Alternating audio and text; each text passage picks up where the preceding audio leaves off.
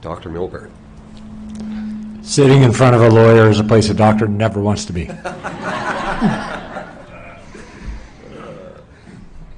Here we go. Before we get into the details of your examination, can you kindly provide the Commission with an overview of your education, training, and experience? Sure. So my name is Chris Milburn. I'm a native Nova Scotian. I graduated in 1999. I've been a full-time emerge doc, been involved with family medicine, but also importantly for the purposes of this, I've been quite involved with public health in several roles, both on several local committees, local initiatives over many years. I was a member and then head of the Canadian Medical Association Committee on Healthcare and Promotion, which was one of their core committees that dealt with public health issues. I was a longtime member and then the chairman for the Doctors Nova Scotia Public Health Issues Committee. So I have a foot in public health and a foot in frontline medicine.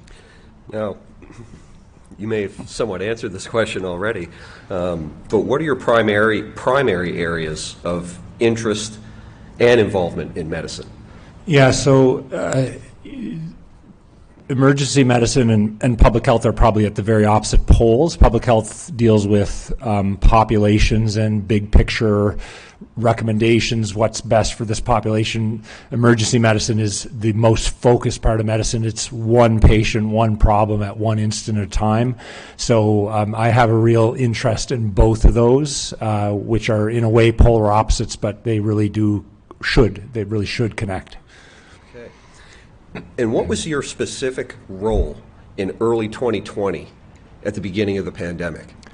So when the pandemic began, I was, from the public health point of view, I was still the chair of the Public Health Issues Committee for Doctors Nova Scotia, but I was also the chief of emergency medicine for Eastern Nova Scotia, for the Eastern Zone of Nova Scotia Health Authority. So I had a kind of a high-level oversight role on 13 different emergency room and urgent care centers from Antigonish right up to the tip of northern Cape Breton.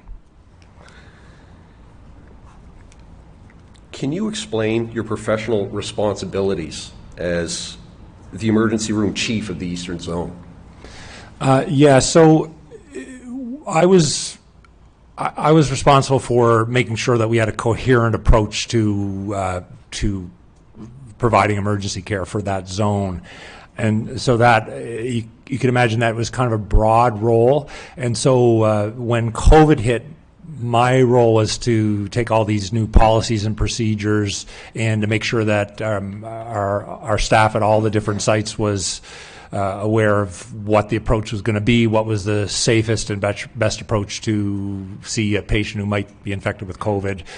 So I had, I was really kind of taking the policies and procedures that were being developed at a high level and trying to get our staff on the front lines up to speed. Okay. So setting aside your duties as chief of emergency, but within your role as an emergency room physician, and I appreciate this number likely varies, but on average, how many patients could you expect to treat in the run of a regular week? Yeah, so to some degree my schedule is flexible, but in a full week where I might do, say, 5 shifts, I could see up to 150 patients a week. So I was more or less functioning as a full-time emerge doc and doing the chief job as sort of in my spare time, we'll say. That sounds busy. I'm never bored. So can you confirm for the record, Dr. Milburn, that you've actually provided me with a copy of your CV? Yes, I have given you my CV. Okay, and we'll make that available to the Commission. So based on your education, training, experience, and any clinical literature that you had read or were familiar with, what was your understanding of the danger posed to public health by COVID-19? I'll try to give you a brief answer. So when COVID first reared its spiky head in China, there was a lot of fear.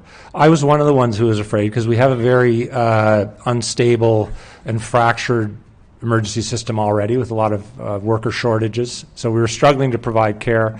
And when we kind of looked at, first China and then Italy and then New York City, we were quite afraid of what might come. At first we thought, we were given the idea that there's an extremely high mortality rate and that, quote unquote, everyone was at risk.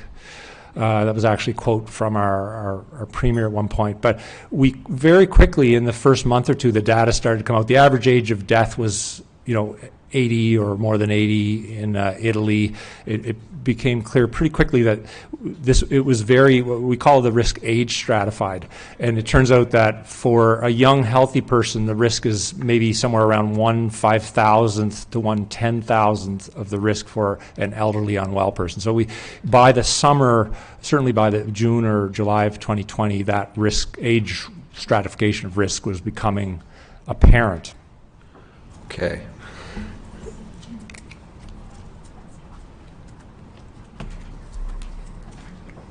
Now, would you have been in a position in your role as an emergency doctor and chief to personally observe the impact of both the COVID-19 illness and also the impact of COVID policy measures on Nova Scotians in your area of responsibility being the Eastern Zone?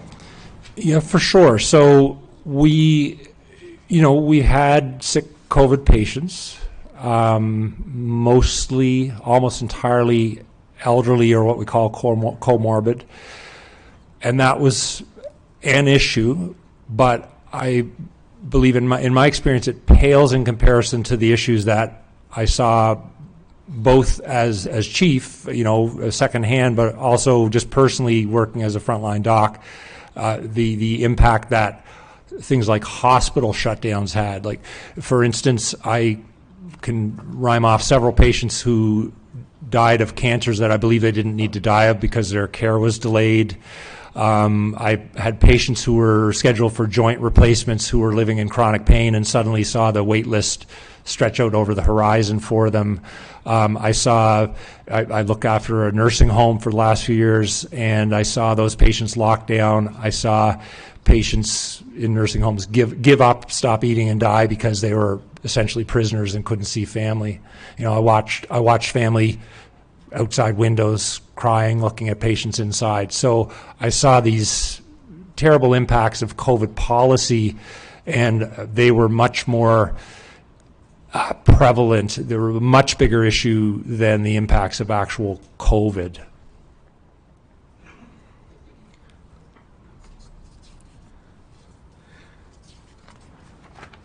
So,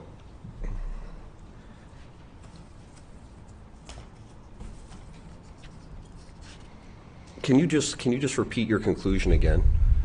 What you just said at the end? You were saying. Yeah, I think there's a lot of talk on the impacts of COVID. When we hear this in the mainstream news, or we hear politicians or bureaucrats talking about it, they talk about how COVID impacted us in the last few years. But although I did see some very, very elderly, very unwell people die after they got COVID, I didn't really see it shortening lifespans, but I saw major impacts on the population from COVID policy. So I'd like to distinguish those. There's impacts of COVID policy, which I think were huge. There's impacts of COVID, which I think were relatively small if you parse them out.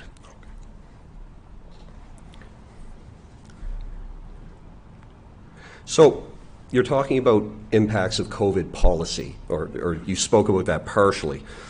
I want to explore that a little bit. Now, you described numerous observations you made over a period of time. During the relevant time that you were just discussing, did you look for answers regarding either the reasoning or the data supporting the policy decisions behind the scenarios that you've just described to us? I did. So as chief of Emerge, nurses I worked with and a handful of physicians were concerned with policies. For instance, universal masking policy. Was that really necessary? Was it justified? It was extremely uncomfortable for nurses, and these policies were made by somebody who sat behind their own desk in Halifax and never had to wear a mask. So it was easy for them to make policy. When I asked for the justification, what I ended up getting back was either nothing in most cases, or when I did get back answers, the answer was, well, our committee met and we decided. So I was never provided with justification. Here are the papers, here are the minutes from the meetings. The committee that decided these things was in camera. It was not, we were not privy to what was happening. They'd never asked for our feedback on policies. They never asked for what we saw as the impact of those policies. How do you see this playing out? Is this good or bad? So we did, and I say we because as a group of doctors behind the scenes, we sent several emails to Dr. Strang to ask for things like, for instance, what's the justification behind recommending vaccinating children? The recommendations in Nova Scotia seem to actually go against the recommendations of NACI. And we sent formal letters, I sent informal emails, and the best I ever got back was because our committee decided. So just one little point for the people watching at home or for members of the audience. When you say most of the meetings were in camera, what does that mean? It means they were private. They involved politicians, the health minister, the premier. They involved some hand-picked bureaucrats, but physicians like me were not asked to be part of it. We were not privy to the notes. We were not privy to the data that was used. Those were private, confidential meetings. And did you specifically ask for the notes or the minutes coming out of those meetings? I specifically asked how those decisions were made. Could they please give me the justification? And again, I either got nothing or our committee decided, and that's why. Do you have any more specific recollection of what sort of responses you got to those inquiries?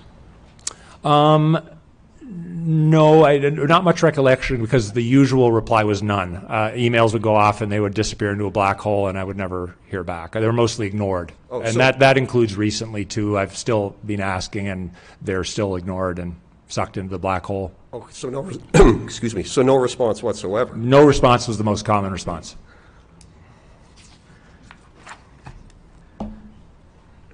And what was your perception about what was going on there? Well, I think my perception was very much like most people who attempted to get answers, and the perception is that these decisions are. There's a saying: when you mix politics with science, you end up with politics. And these committees were made up. They did have people like Dr. Strang and some upper-level doctor bureaucrats on them, but the decisions I do not believe were, I don't believe they were scientifically based. I think they were politically based, and that's why we couldn't get an answer back, because it was a political decision made for a certain appearance rather than, following the science, so to speak. So, myself as a Nova Scotian who occasionally listens to the radio, I do have some firsthand awareness of the fact that you had been in the media and had some involvement.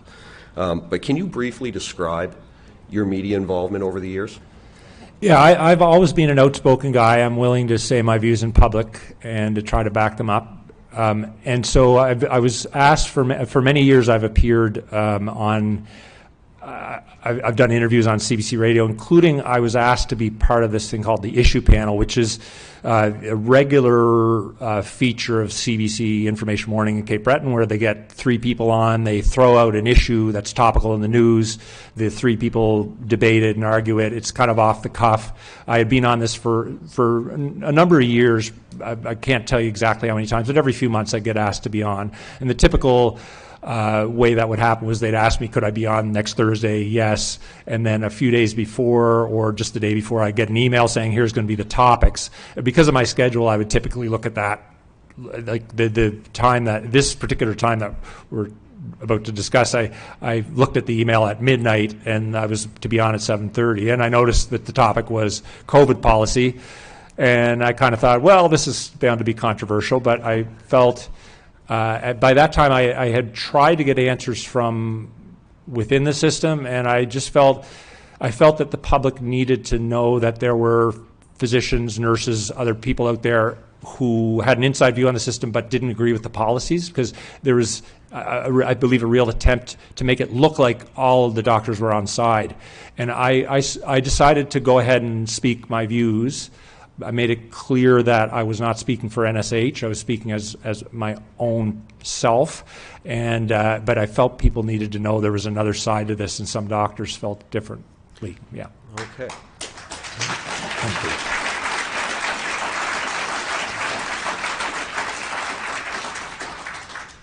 So, when was your, and I understand from your evidence that you were on the issue panel by invitation a number of times over a period of time. When is the last time you appeared on the issue panel?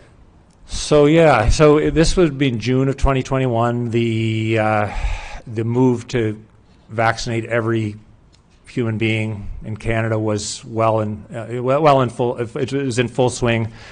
And I was asked to be on. Like I say, I looked at the email the night before. The issues that came up that day were, number one, the schools had just been put back in. They had been out for quite some time. They were just put back in. I was asked what I thought of them going back in, and what I said was, I don't think they should ever have been out. I think there was clear evidence that it was bad for kids to be out of school. Kids were not at risk from COVID, nor were they vectors, so I don't think they ever should have been out. So that I kind of contradicted public health's statements in that way.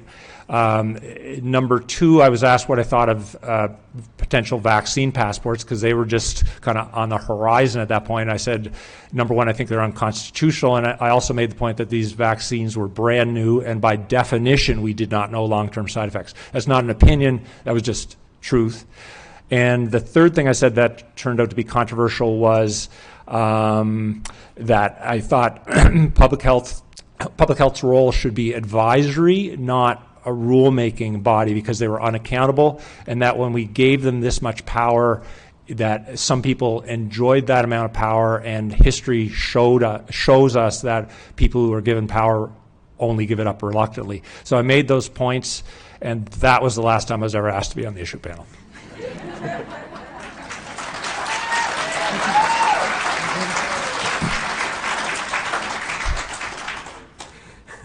And more specifically, when was that? What was the date? Yeah, so I can kind of tell you how things played out. So that was on a Thursday morning. I got numerous... What month and year? Early June 2021. I can't tell you exactly the date, but it was a Thursday morning. I got tons of supportive emails through the next couple of days. And then on Saturday, I got an email from friends saying, did you hear that Strang got ambushed at a press conference? And I looked it up and saw the clip, and Tim Bousquet of the Halifax Examiner had ambushed Dr. Strang with questions. He said, did you hear that Milburn told people not to get vaccinated and basically said you were power hungry? So, you know, it was a mischaracterization of what I said. And so I've had what would you say, very reasonable communications with Dr. Strang in the past. So I sent him an email basically saying, look, I saw that you were ambushed. I didn't say it that way. I'd love to talk to you. Here's my cell number. So I reached out.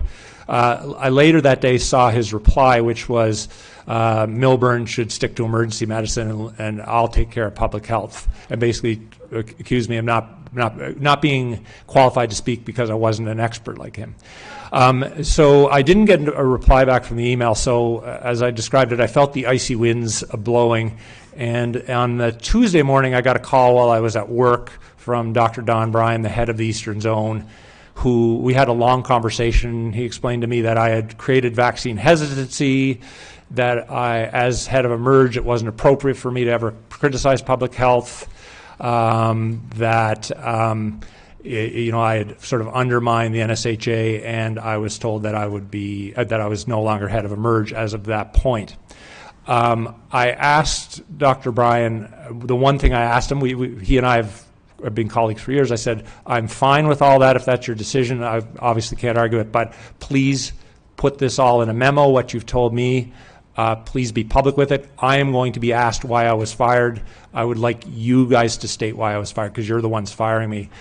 More than a week went by. I think he probably went to the lawyers of the NSHA, and what the statement that came out said, Dr. Milburn is no longer head of Emerge. Thanks very much for your service. So they never publicly said all of the things that Dr. Bryan told me in a 25, 30-minute conversation, creating vaccine hesitancy, et cetera, all the reasons I was fired, they would not put in writing. Do you have any awareness of any record of that conversation? No. I had, like I say, a long time. I actually worked in the same office as Dr. Bryan, and part of my work, we had a great relationship for many years, so I trusted him. Looking back at it, I guess you should always record these things, trust no one. But I I really innocently thought that he would actually be honest and open and actually say what he's told me publicly, and I was very wrong. So I just want to unpack a little bit of what you said there. And what I'm hearing is that, one of their concerns was that you were promoting vaccine hesitancy. Was anything communicated to you with respect to what specific statement you made that could be construed as promoting vaccine hesitancy? Yes, during the conversation. So one of the things that people should note and might be surprised, I'm vaccinated myself. I got the first 2 vaccines because we were told at that time, as a frontline staff, I work with the most critically ill and comorbid and elderly people there are in our community there. I'm face to face with them on a regular basis. I was told that by being vaccinated, I would prevent or at least greatly lower my odds of passing it on. So I was vaccinated myself. So I'm a vaccinated anti-vaxxer. But in terms of promoting vaccine hesitancy, my great sin was in saying that this was a new vaccine and the side effects, especially the long-term side effects, were not well spelled out. So by definition, we couldn't develop a risk-benefit ratio because whenever I speak to a patient about getting any treatment, be it a vaccine or something else, I always talk about here's the benefits to you, here's the risks to you. The patient always makes the final decision, but I could say, based on this, I would recommend it or I wouldn't. I didn't have that information at that point. I couldn't advise somebody this vaccine is more benefit than risk to you. I only got it myself. I didn't know the risk-benefit ratio, but I was willing to take the chance because I thought it would prevent me from passing it on to my patients. I did it as a safety thing for my patients, but I wouldn't have recommended it to anyone else at that point with the dearth of evidence. But that was what I did. Was from Dr. Bryan's point of view, was I created vaccine hesitancy by daring to say that the vaccine might have side effects that we don't know about. Now, I understand from the commencement of your testimony that you've been a practicing physician for more than 20 years. I understand from your testimony that you have significant emergency room experience, and you also advised that you had involvement in public health, or at least a strong interest in public health. Great interest for over 20 years, yeah, and So, involvement. within the scope of your education, training, and experience, do you have any knowledge, or is there any perspective that you're aware of within the medical realm that statement that we do not have long-term safety data was incorrect? It turns out it was very correct. The first data on myocarditis was coming out at that time, but it wasn't public. It turns out we've had, I believe it's over 80 cases in Nova Scotia alone. That's the government data, not mine. And now, if you look at the Nova Scotia government website, they've admitted to a host of other side effects which were not apparent at that time, and certainly not told to patients at that time when they were choosing to be vaccinated or being coerced to be vaccinated. They were not told about these potential side effects. So I stand by my statement. It's just become more and more true over time. So was it your understanding at that time, to put it directly, that you were stating an objective fact? What I said, we don't know long-term side effects, was just a fact because that's just true with a new vaccine. It's not an opinion. That's Milburn's take on it. That is just a fact, like the sky is blue. So at any point during your career as an emergency physician or chief in Nova Scotia, did you ever sign any agreement or contract, or were you ever told that there were restrictions on the opinions you could express, either as a private citizen or within your capacity as a doctor? No, absolutely not. I always labored under the impression that I had the same rights to free speech as anyone else in Canada. was always extremely careful because I not only was on the issue panel, but I got interviewed about other things on the radio or in the newspaper. And I always took great pains to say, this is my personal opinion. I'm not speaking for the health authority. I made that very clear. So I never signed anything to say that I would agree with all my colleagues or agree with Dr. Strang or not criticize my profession. Matter of fact, I think it's essential that we physicians do. I was very critical of my profession during our complicity in the opioid crisis, and thank God we were allowed to speak out, and we've somewhat turned that around. It's just essential for docs to be able to speak out, and absolutely, I never signed anything, was never told that I wasn't allowed to speak. Okay. And from your earlier testimony, I understand that you had issued correspondence, or I think as you described it, you were seeking answers to the reasoning behind various policy decisions, correct? Correct. Okay. And when you did that, did you express any of your personal concerns, whether in your capacity as a private citizen or as a medical professional? Did you express any concerns about the policies that were being implemented in Nova Scotia? Yeah, absolutely. So I had concerns, like I say, the masking policy is really decreases job satisfaction. It makes retention difficult. The school closure policies were very destructive for children.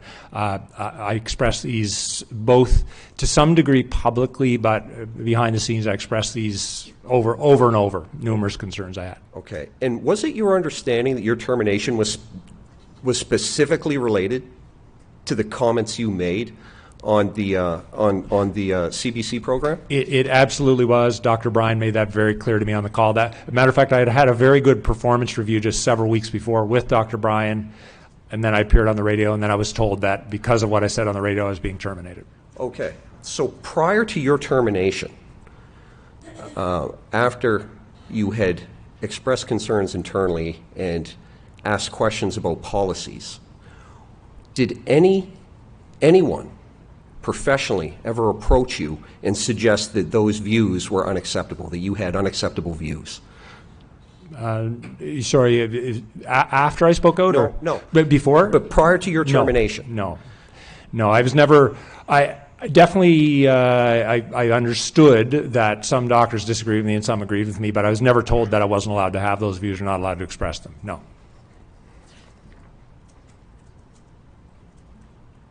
So I guess was your first awareness that your expressions were problematic at that termination meeting? Yes, but I will say that I'm far from innocent to these things. So I had watched I knew the lay of the land.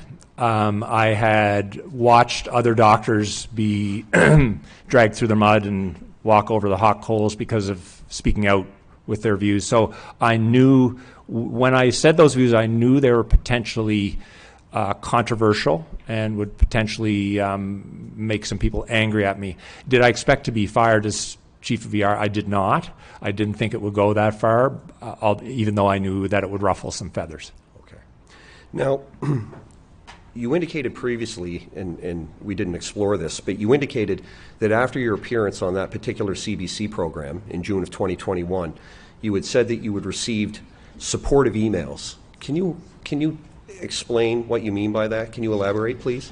Yeah, I was on the radio at 7:30 a.m. and by the time I first checked I got started to get texts, and then by the time I first checked my email a couple hours later, I had a couple of dozen emails in my inbox, and within a week, I had, I would say, at least a couple of hundred emails, people supporting me.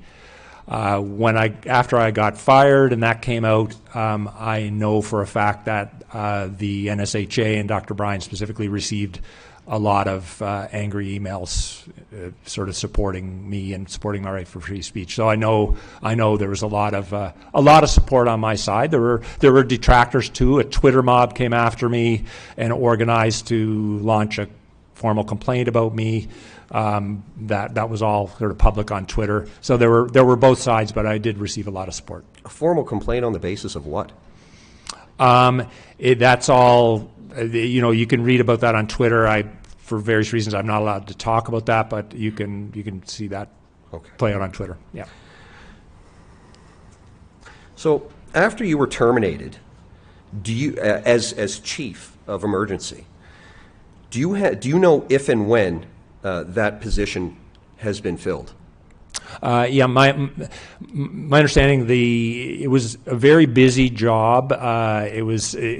Theoretically, I was paid as a .2 position, but it was much more than that. So the job was, there's two people filling that role now, one for one part of the zone, one for the other. Okay. So am I understanding correctly that your responsibilities were delegated to two of your colleagues? Correct. Not a new hire? Not a new hire. Okay. And I believe you testified earlier this morning that in your capacity as an emergency room physician, you would treat, or you could expect to treat approximately 150 patients per week. Was that correct? That'd be a big week. That'd be sort of the maximum I'd see in a week. But yeah, Okay. Average week would be definitely over 100. Yeah. Okay. Average over 100. And where are you practicing now, and in what capacity? I am an old-fashioned rural family doctor now. I work in the small village of Canso in a tiny hospital there, and I do everything from palliative care house calls to I mind the ER and whatever comes in, and I do family practice, and I take a mole off if you need it. So I'm an old-fashioned country doctor.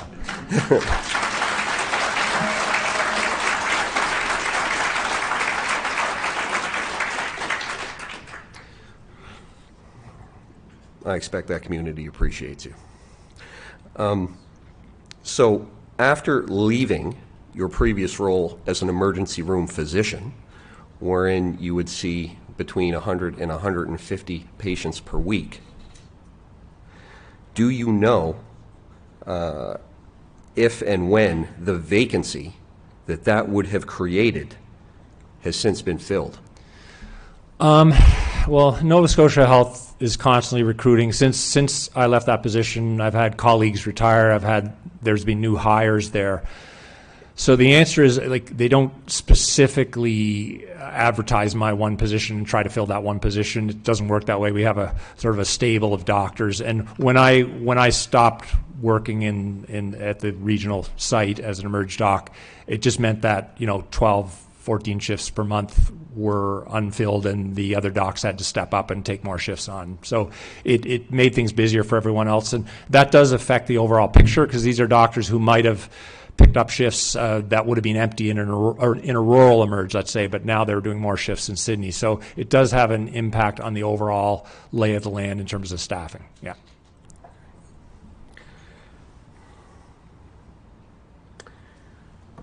Dr. Milburn, broadly speaking, what motivated you to come in and speak with us today as part of this process?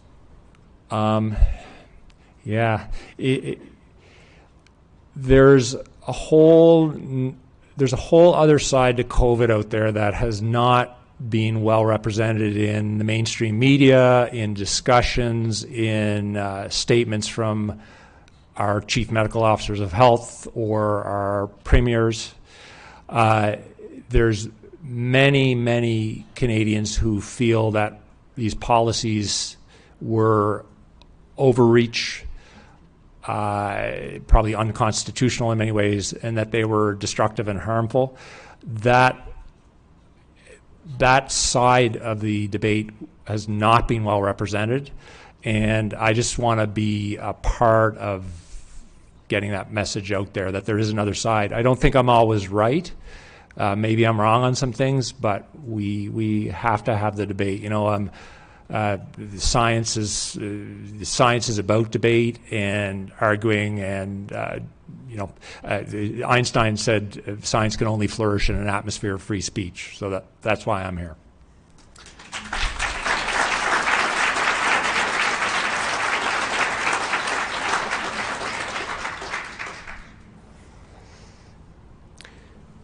Final question. Based on what you just said, as you've gone through this process, do you have any awareness of, or have you had involvement? Let me ask this another way. As you've gone through this process, are you aware of any like-minded physicians practicing in Nova Scotia who share the concerns that you expressed today? There are many. There's a saying, punish one, silence 1,000. And there are a lot of doctors behind the scenes, a lot of doctors and nurses who would love to speak out. I know there's some doctors who wanted to testify here, but were still uncomfortable to do so. Doctors and nurses were kind of held hostage because if we lose our position, it impacts. We can't care for our patients. And when it comes right down to it, doctors and nurses want to care for their patients. So this threat of job loss, or losing our licenses or whatnot is used. Basically, our love of our patients and our desire to care is actually used against us here, and it works well. I can tell you there are many, many doctors who'd like to speak out, many, many nurses who'd like to speak out, many other healthcare workers, and they still don't feel comfortable, even though we're in 2023. Dr. Milburn, thank you for coming in and answering these questions today.